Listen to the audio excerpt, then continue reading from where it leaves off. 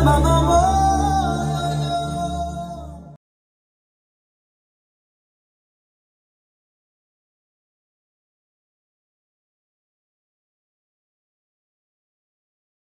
the help of Hashem, we spoke about yesterday about the sin of Moshe Rabbeinu, why he lost to enter Eretz Israel. We brought down the pshat of my Rebbe that he didn't act as a leader to give to drink the congregation and the animals of the Jewish people. He started as a leader that cares for the animals, for the nation, and Hashem put him in a test, a very tough test that almost no human being can handle. To be thirsty for a couple of days, and to be pressured with millions of people who want to drink, and Hashem tells you to speak to the seller, to the rock, and the rock runs away. And then they put you in the pressure, oh, you cannot produce, telling us stories. And then he hits the rocks, and then when he wants to, it comes down quickly, and a little bit of water, whatever, and then when it comes down, everybody runs and drinks, and he doesn't feed them, doesn't give them to drink.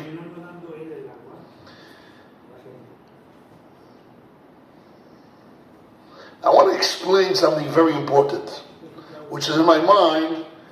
It's a big kasha. I was once in Tel Aviv, and I met, I can mention his name, Horan. He's a very rich guy, one of the richest guys in Israel, big builder. I can mention his name. Menachem Horan, that's his name. He's a big builder. And he was a friend of one of my donors. He actually came to Atzion and he saw the buildings there in the Israeli yeshiva, and he saw all the arches, that all the stones are sticking out. So I could figure out, as a builder, how the build doesn't fall down and how they build it, whatever. And he tells me now, when I went to his office, and he says, listen, I want to tell you, I read a book the other day, and he was laughing with the book against the Jewish people, the Jewish leaders, and it represented a very tough question. And he says, the Jewish people, the rabbis, can never rule the Jewish people. Look at our history. The Torah is full about telling us stories about all our leaders, that all of them failed.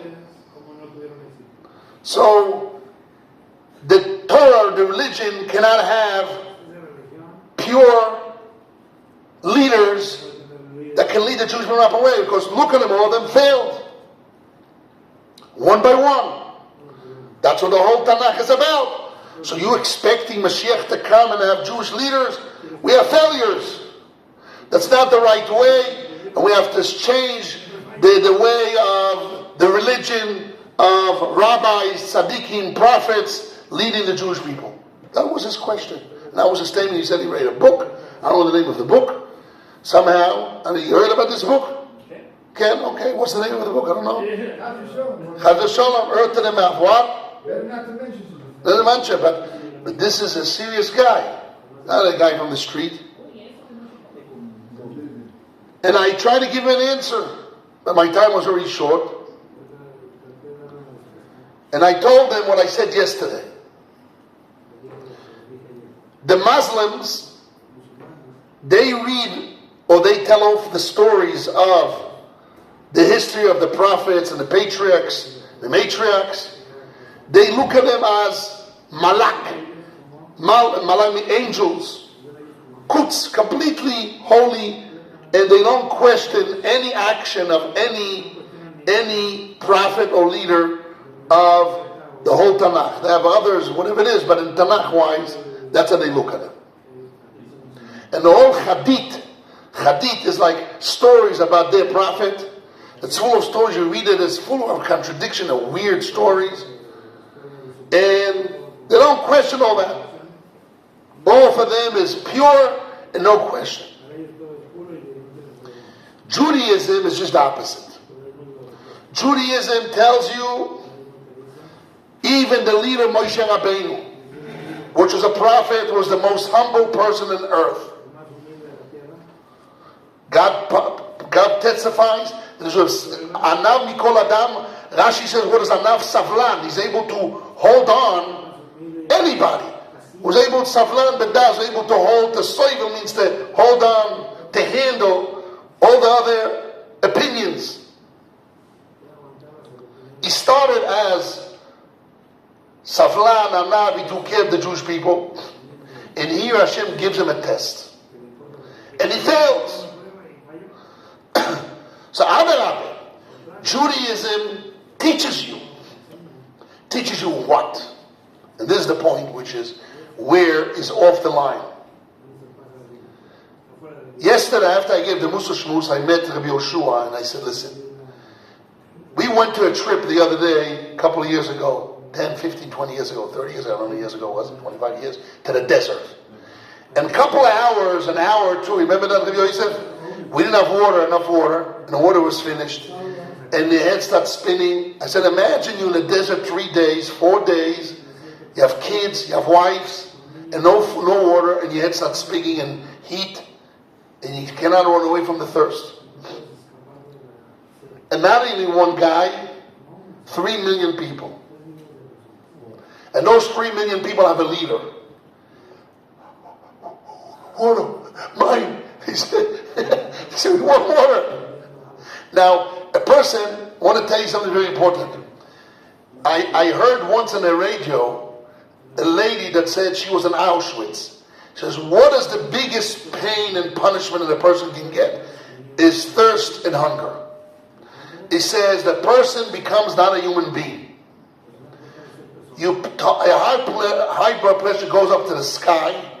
Anyone that just touches you, you're going to fight and jump in like if your whole midos of a human being, of Ben Enosh, flies away. You become like an animal. Some people did react. Big tzaddikim. That have tzaddik shebat tzaddik shebat tzaddik shebat tzaddik. And he says the hunger and the thirst, it bothers you 24 hours, 24/7. It doesn't go away. You can't go to sleep.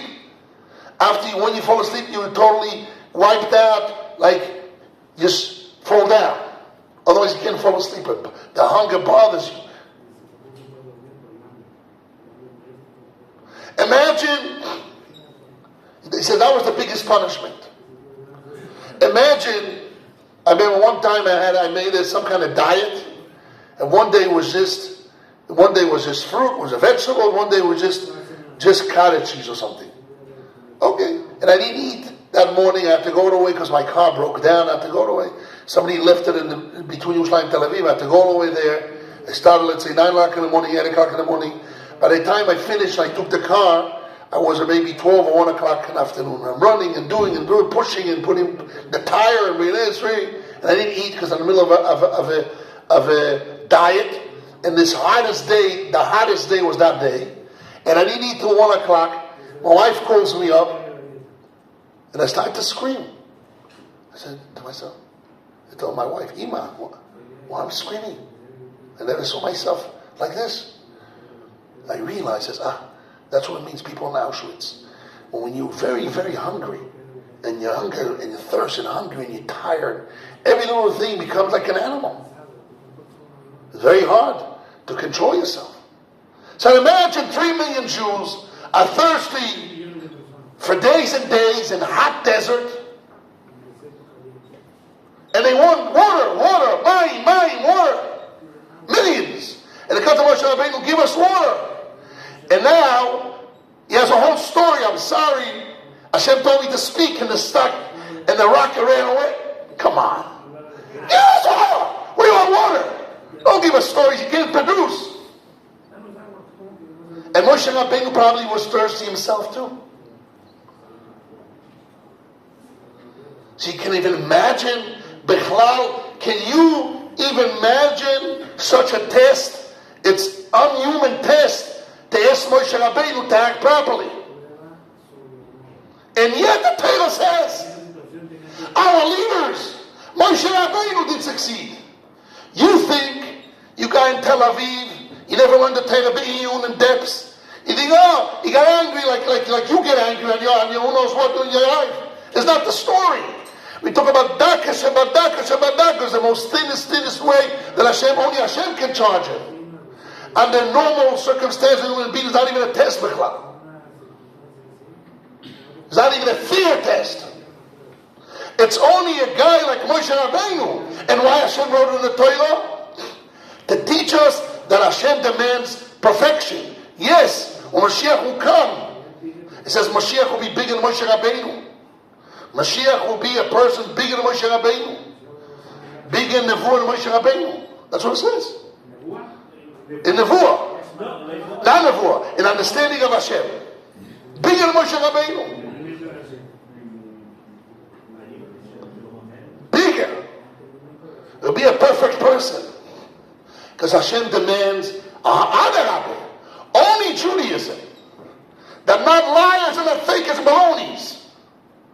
We charge and we demand our leaders to be perfect, even in the most highest, condensed, serious, hard situations.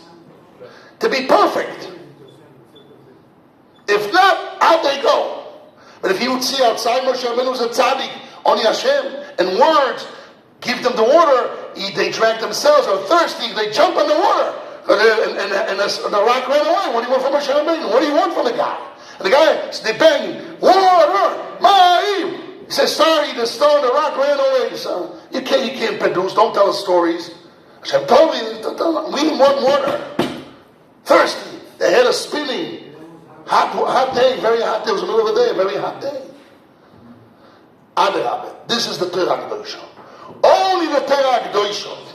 Only people that learn Torah and Musar, and they learn the Torah in depth, and understand what is the requirement, and they work on themselves, how much they have to be perfected in the midos. The leaders of the Goyim, you find out years later, they're full of desires, full of wickedness, they're the animals. And even they curse in public. Today the style is to curse in public. He has the audacity. What those Jews and the Iranians are doing, use a curse in public. The leader of the world. It's like an animal. Okay, he did a lot of good things to the Jewish people. But he acts like I don't know what he said. You heard what he said. He screamed at the Jewish people to stop, to make a ceasefire with the Iranian, and he cursed the Jews and the Iranian. He said an F word in public. Oh, yeah. The leader of the Jews, nobody is afraid of to tell him off. Because he's going to curse them too. The leader of the Jews of the world, he's an animal. Hashem, he's on the right line, he's doing things. The Michiganers, with the Michiganers, he handles no Meshuggah. Good. Hashem is the days of Mina Shamayim. But that's not what the leaders are we talking about. We're not about perfected people that work on themselves, to become tzaddikim, they learn Torah, they daven, they do cheshbon nefesh. It's only dakedakus. It's a very high level people. Hashem should give us the bracha that we see nowadays, the complete shiltoi, complete governor of Hashem in the world by Mashiach Tzidkenu, Yimei Amen.